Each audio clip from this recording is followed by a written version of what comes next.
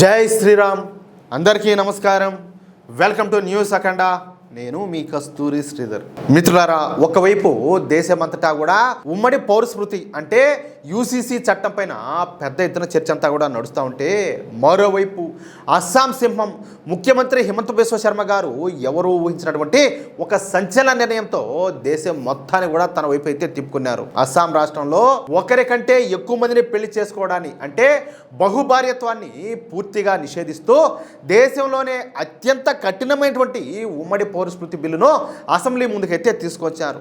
మా రాష్ట్రంలో వాళ్ళు ఏ మతం వాళ్ళైనా సరే ఒక భార్య ఉంటే రెండో పెళ్లి చేసుకోవడానికి వీల్లేదు, చట్టం ముందు అందరూ కూడా సమానులే అని హిమంత బిశ్వ శర్మ గారు చాలా స్పష్టంగా తేల్చెప్పినారు. అంటే ఇక్కడ చిన్న మీరు ఏమన్నా కన్ఫ్యూజ్ అవుతారేమో. ఇప్పుడు భార్య ప్రాణంతో ఉండి అతను ఇంకో పెళ్లి అయితే చేసుకోకూడదు. ఒకవేళ రెండో పెళ్లి చేసుకోవాలంటే చట్టం ప్రకారం ఏదైనా విడాకులు తీసుకొని ఆ విధంగా ఏదైనా పెళ్లి చేసుకోవచ్చు. అంతేగాని మొదటి భార్యని పెట్టుకొని విడాకులు ఇవ్వకుండా మళ్ళీ నేను రెండో పెళ్లి చేసుకుంటానంటే గొప్పదంతా కూడా. అసలు అస్సాం ప్రభుత్వం తీసుకున్నటువంటి ఈ సంచలన నిర్ణయం ఏంటి, దీని వెనక ఉన్న కారణాలు ఏంటి, దీనివల్ల అక్కడ ఎలాంటి మార్పులు రాబోతున్నాయి, మీడియా దాచేసినటువంటి ఆ ఆసక్తికరమైన నిజాలను ఇప్పుడు అందరికీ అర్థమయ్యేటట్లు చెప్పే ప్రయత్నం అయితే చేస్తా. అస్సాం ప్రభుత్వం తీసుకొస్తున్నటువంటి ఈ కొత్త యూసీసీ చట్టం ప్రకారం రాష్ట్రంలో ఉండేటటువంటి హిందువులు కావచ్చు, ముస్లింలు కావచ్చు, క్రైస్తవులు కావచ్చు, బౌద్ధులు కావచ్చు, అది ఏ మతం వాళ్ళైనా సరే అందరికి కూడా ఒకే రకమైనటువంటి వివాహ చట్టం అనేది వర్తిస్తుంది. ఇప్పటి వరకు కొన్ని మతాల వ్యక్తిగత చట్టాల ప్రకారం అంటే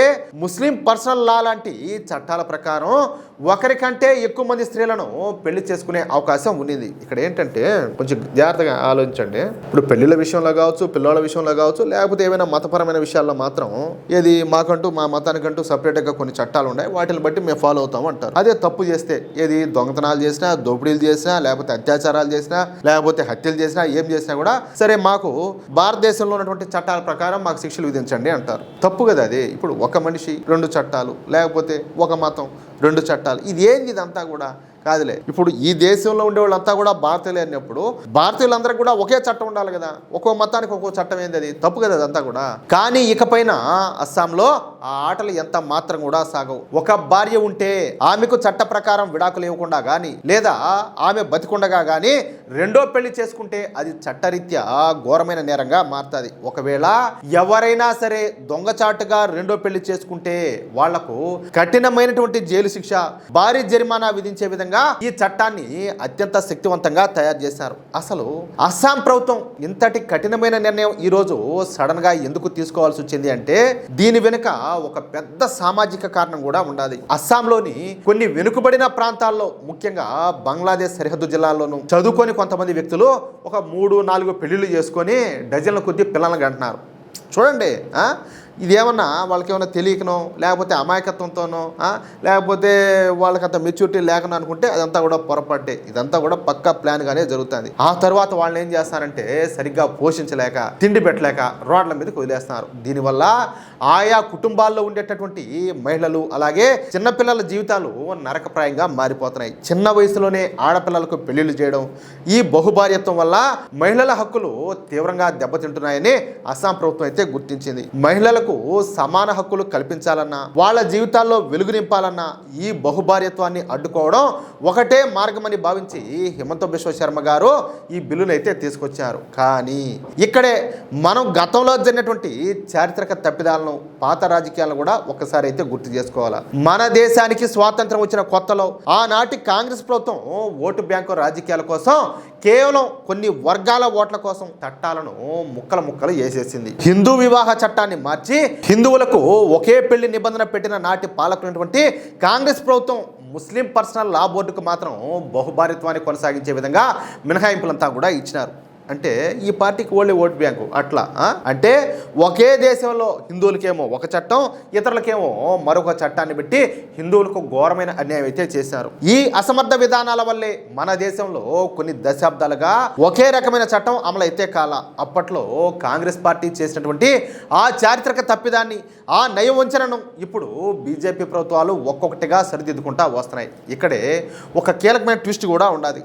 మన దేశంలో ఇప్పటికే ఉత్తరాఖండ్ రాష్ట్రం ఉమ్మడి పౌరస్మృతిని అమలైతే చేసింది. కానీ ఉత్తరాఖండ్లో ఉన్నటువంటి చట్టంతో పోలిస్తే అస్సాం రాష్ట్రంలో తీసుకొచ్చినటువంటి చట్టం చాలా వేరుగా ఉండాలి. పైగా ఇది ఇంకా కఠినంగా అమలు చేసేలా రూపొందించారు. ఉత్తరాఖండ్లో నివసించేటటువంటి గిరిజన తెగలకు ఈ యూసీసీ నుంచి మినహాయింపునైతే ఇచ్చారు. అయితే అస్సాంలో వందలాది స్వదేశీ గిరిజన తెగలన్నీ కూడా ఉన్నాయి. అయితే మన హిమంత బిశ్వ శర్మ గారు చాలా తెలివిగా ఆ స్థానిక గిరిజనుల సాంప్రదాయాలు సంస్కృతి దెబ్బతినకుండా చూస్తూనే మైదాన ప్రాంతాల్లో ఉండేటటువంటి మిగతా అందరికి కూడా ఈ బహుభార్యత్వ నిషేధాన్ని 100% వర్తింపజేస్తున్నారు. అలాగే బాల్య వివాహాలను పూర్తిగా రూపుమాపే విధంగా ఇందులో ప్రత్యేకమైనటువంటి కఠిన సెక్షన్లు కూడా చేర్చారు.